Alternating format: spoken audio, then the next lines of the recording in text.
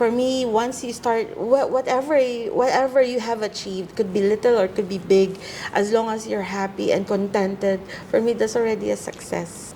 The Global Filipino magazine, where we feature inspiring stories of our Filipino expats here in the United Arab Emirates, especially here in Abu Dhabi. For this episode, we invited guests who has been in the industry for hotel industry for the very longest time, like almost decade. One of my takeaways when we were talking earlier was her contentment, and at the same time, how like happy she is being a support for people who are on top of the positions, and she just wanted to share her knowledge of what she knows in the hotel industry. Miss Shane Rosita. Miss Shane. Hi, Joel.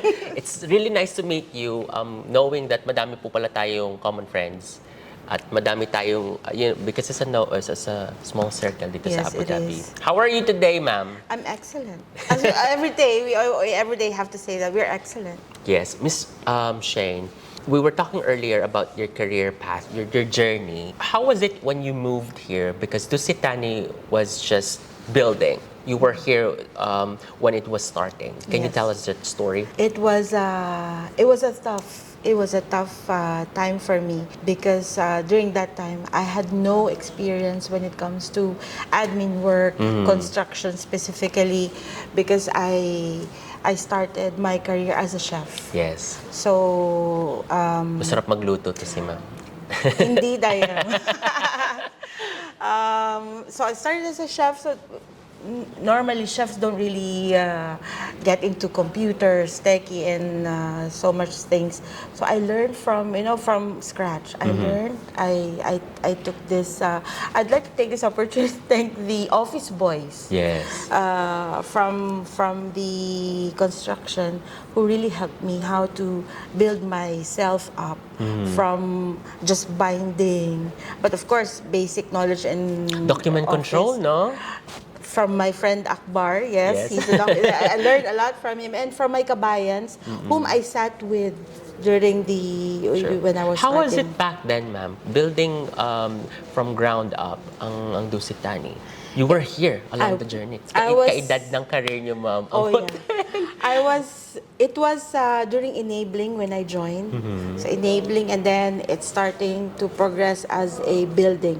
So in this complex, there are 4 buildings. This hotel, the 3 buildings, the 1-bedroom studio, 2-bedroom and 3-bedroom, plus the office tower. So in that schedule, office building and the studio apartment and the hotel supposed to start first, and the rest of the buildings to follow.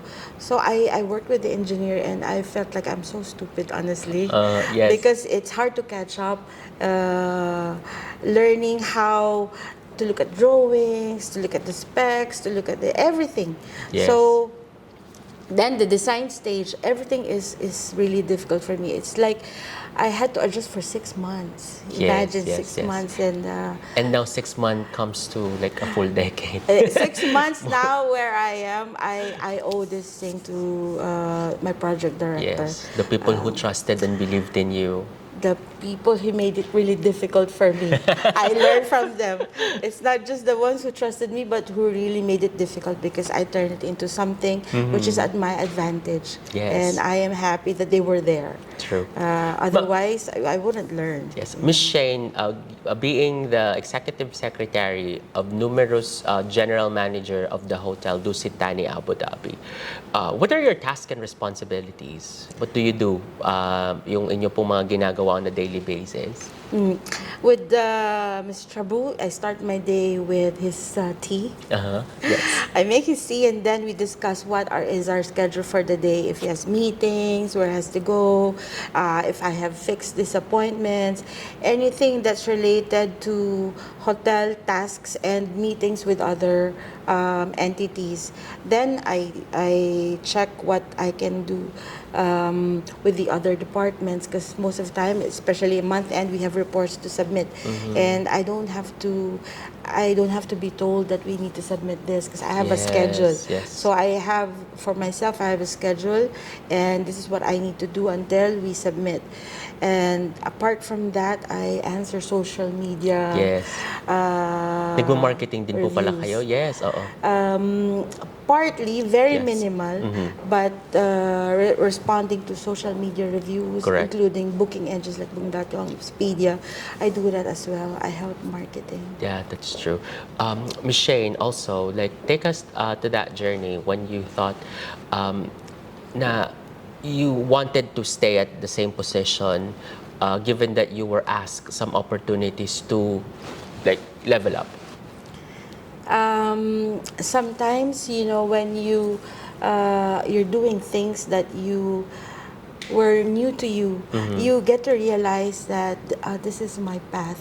Yes. I have a short story. Like when I was in college, or before I was in college, my father wanted me to take this a CPA Course. lawyer. He Okay, wants me yes. because he's a lawyer, so he wants me to take this course. I tried, I did, but I wasn't really succeeding. I took business management, and then I Kasi yung ended path up. pala nun, ma'am, no? Accountant to Yes, lawyer, because yes. that's his dream. That was Yes. his dream, and then he wanted me to be in good schools. I Yes. started in Saint Scholastica, and then I moved to University of the Philippines. Yes. So that's when I took hotel and restaurant administration. That was by accident. It's not even my choice. Yes. And I ended up finishing that course, and I started working in Mandarin Oriental Hotel. Yes. So that's my first hotel experience, and I was a chef. I started as a club chef. So Yes. then I realized, okay, so this is mine. Then we moved. I worked in US for 2 years Yes. as a chef. I came back, and I said maybe this is not working for me. How come I'm not getting promoted as an executive chef or at least a sous chef? I said, Yes. why is it so slow? So that's when my brother was here, and I told him, can you take us there? So this is how it all started. Correct. Yes. And for the longest time, you've been part of the hotel. Yes. What does, ma'am? What it made you stay? Here, Yes.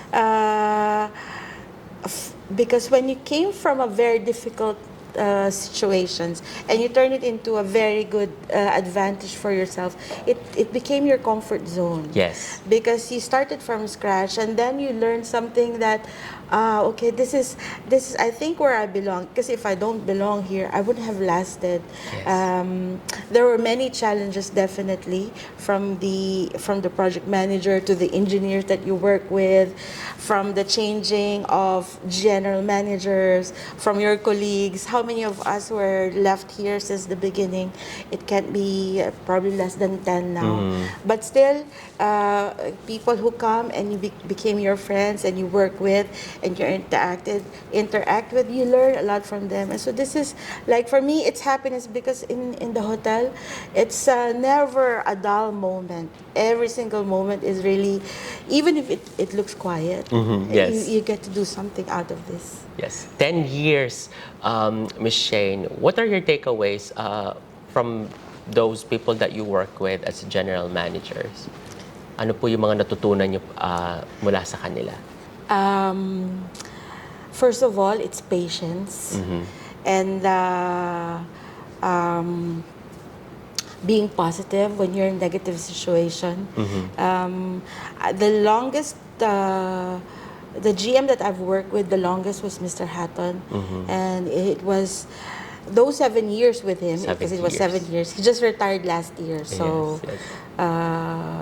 yeah, he just retired 6 months ago, and he's such a very, very positive guy. Even in difficult situations, things that would really make you pull your hair out. For him, it's normal. It's okay. We can do something about it. Yes. It's nothing to be upset about. So those things, because in the hotel business, patience is really tested most of the time, and your level of maturity to take things, especially with irate guests, how Yes, to yes. deal with them. And because we are human, we always deal with our emotions. Unless you're able to control your emotions, that's the only time you'd be able to, after the end of the day, it's, Yes, and the source of I survived.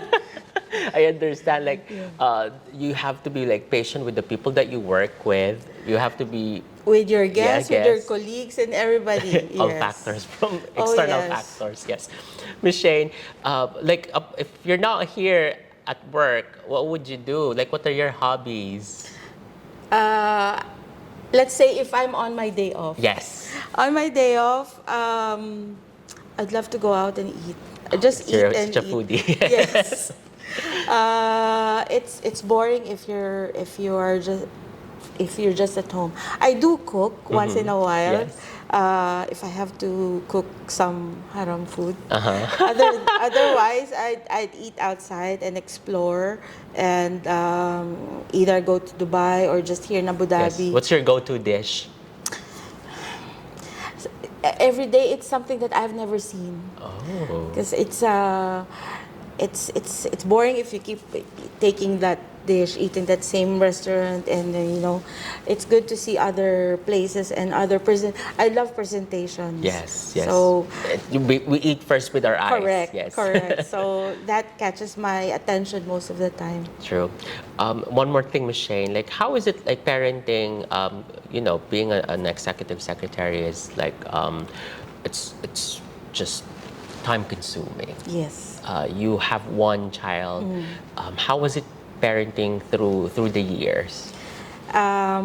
When my son was young and he was still here, it's really difficult because I have to take him to school early in the morning, and then at my lunchtime I have to specify my own lunchtime because it has to be, the same time he's going home. So I have to take him home. Yes, And then when he's growing up, he can walk home by himself. Now that he's back in the Philippines, I really manage to speak to him all the time. Yes. And I make sure that I see his assignments. Sometimes I help him see his grades and make sure that he is home in time. And This is long distance parenting. yes. Plus, it's I want to know that he's honest with me because I'm honest with him. Yes. I don't lie or I don't hide anything from him. So that's an example that I want him to understand and do in return to me. Yes, something that is important between mom and yes. And son. Yes. Plus, he's already mature enough to Yes. understand things. True. He's already like a young adult. He's Correct, 21. yes. Miss Shane, what would be your message? Few more questions. What would be your message to those like employees, expats that are just starting their career or probably in the path of just choosing what they really wanted, probably lost because you have like a good enough experience. What Yes. would you want to tell them? Based on what I've gone through, Yes. I'll base it on what I've gone through. First is like you have to be strong enough mentally and emotionally. Keep your feet on the ground and make sure that how you deal with your life, with your friends, with anybody around you is with pure honesty. Yes. Because it always comes out. It comes out from you and how they perceive you as a person and your character. Second, I often pray. I don't go to church a lot, but I do pray often because it's very important for Yes. Still especially have that we're faith, Catholic. yes. Yes, and keep your feet on the ground. Yes.